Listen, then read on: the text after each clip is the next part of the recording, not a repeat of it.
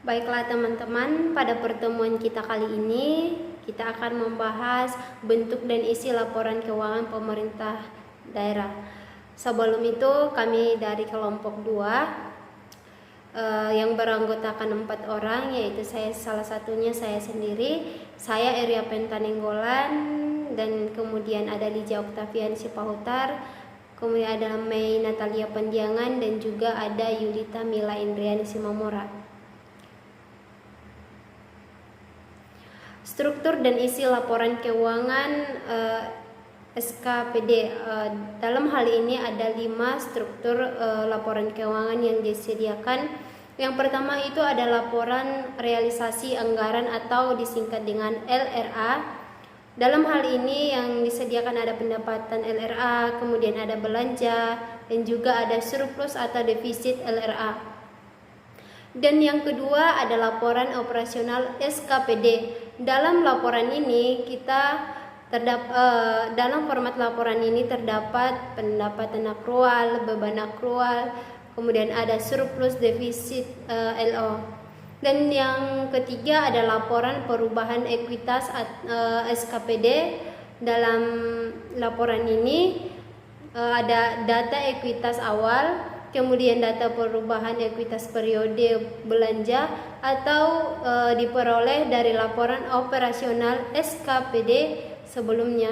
Kemudian yang keempat ada neraca SKPD. Dalam neraca ini terdiri dari aset lancar, aset tetap, aset lainnya, kemudian kewajiban dan ekuitas. Nah, di bentuk laporan yang kelima ada catatan atas laporan keuangan CALK SKPD. Dalam catatan laporan keuangan ini ada terdiri informasi umum, ikhtisar pencapaian kinerja SKPD, kemudian ada penjelasan pos-pos keuangan SKPD. Dari struktur dan isi laporan keuangan yang kelima ini kita dapat melihat contoh format laporannya sebagai berikut. Contohnya untuk laporan realisasi anggaran pada pemerintahan provinsi atau kabupaten atau kota SKPD, laporan realisasi anggaran untuk tahun yang berakhiran sampai dengan 31 Desember pada tahun yang ditetapkannya. Nah, di sini pada laporan realisasi anggaran ini terdapat pendapatan, kemudian jumlah pendapatan, kemudian ada belanja atau kabupaten atau kota SKPD pada catatan atas laporan keuangan untuk tahun yang berakhiran sampai dengan 31 Desember 2000 atau 2011 misalnya, atau tahun yang ditentukan oleh pembuat catatan atas laporan keuangan. Dalam hal ini seperti kita lihat pada contoh, ada informasi umum, ada ikhtisar pencapaian kinerja keuangan SKPD, kemudian ada penjelasan pos-pos laporan keuangan SKPD, dan kemudian di sini ada penjelasan informasi-informasi non keuangan Pemda, dan ada yang terakhir itu adalah penutup.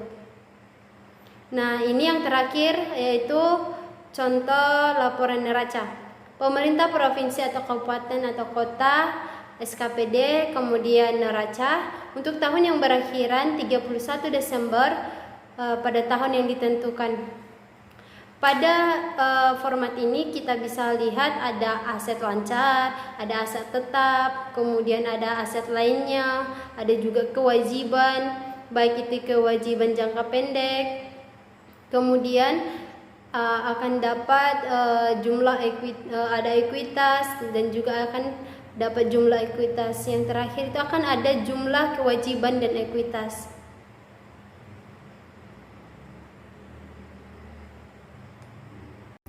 Baik, saya akan melanjutkan materinya, yaitu adapun laporan arus kas atau LAK disusun setelah dilakukan pengonsolidasian laporan keuangan SKPD dengan laporan keuangan PPKD.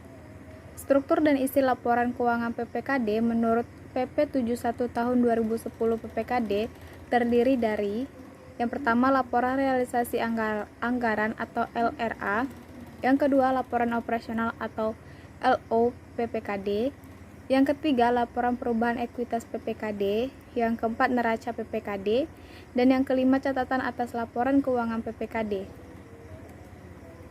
Selanjutnya, struktur dan isi laporan keuangan PPKD yang terdiri dari 3. Yang pertama yaitu laporan realisasi anggaran atau LRA yang terdiri dari realisasi PAD, transfer, lain-lain pendapatan daerah, realisasi belanja dan pembiayaan. Dan yang kedua, laporan operasional atau LO PPKD terdiri atas pendapatan akrual LO, beban akrual, surplus, dan defisit laporan operasional. Dan yang ketiga, laporan perubahan ekuitas PPKD terdiri dari ekuitas awal, surplus atau defisit LO, dampak kumulatif perubahan kebijakan, dan ekuitas akhir. Selanjutnya akan dilanjutkan oleh rekan saya. Baik, kami akan melanjutkan presentasi kami. Yang keempat yaitu neraca PPKD terdiri dari aset lancar, investasi jangka panjang, dana cadangan, aset tetap, dan aset lainnya, kewajiban, serta ekuitas. Yang kelima yaitu catatan atas laporan keuangan PPKD terdiri atas informasi umum, ikhtisar pencapaian kinerja Pemda, dan penjelasan pos-pos keuangan Pemda. Struktur dan isi laporan keuangan Pemda. Sebagaimana dinyatakan pada Peraturan Pemerintah Nomor 71 Tahun 2010 mengenai laporan keuangan pokok pemerintah dan Permendagri Nomor 64 Tahun 2013 bahwa laporan keuangan pokok pemerintah terdiri atas laporan realisasi anggaran, laporan perubahan saldo anggaran lebih, neraca, laporan operasional, laporan arus kas, laporan perubahan ekuitas, dan catatan atas laporan keuangan. Laporan keuangan Pemda disusun setelah melakukan konsolidasi laporan keuangan SKPD, kecuali laporan arus kas tidak digabungkan, karena laporan arus kas hanya disusun oleh PPKD selaku entitas pelaporan. Baiklah, saya akan melanjutkan materi diskusi kami, yaitu struktur dan isi laporan Pemda. Struktur dan isi laporan Pemda terdiri atas yang pertama laporan realisasi anggaran Pemda. Laporan realisasi anggaran Pemda yaitu gabungan dari laporan realisasi anggaran SKPD yang terdiri atas realisasi PAD, transfer, lain-lain pendapatan daerah, realisasi belanja, pembiayaan, dan silpa atau SIPA tahun berjalan. Yang kedua yaitu laporan perubahan saldo anggaran lebih. Laporan perubahan saldo anggaran lebih menunjukkan perubahan jumlah saldo anggaran yang berisi saldo anggaran tahun lalu ditambah atau dikurang hal-hal yang mempengaruhi perubahan silpa sehingga diperoleh saldo anggaran lebih pada tahun ini. Yang ketiga, laporan operasional Pemda. Laporan operasional Pemda merupakan gabungan laporan operasional SKPD yang berisi realisasi pendapatan aktual serta beban aktual dan surplus atau defisit LO. Selanjutnya yaitu laporan perubahan ekuitas Pemda. Laporan perubahan ekuitas Pemda adalah gabungan laporan ekuitas SKPD yang terdiri atas ekuitas awal, surplus atau defisit LO, dampak kumulatif perubahan kebijakan, dan ekuitas akhir.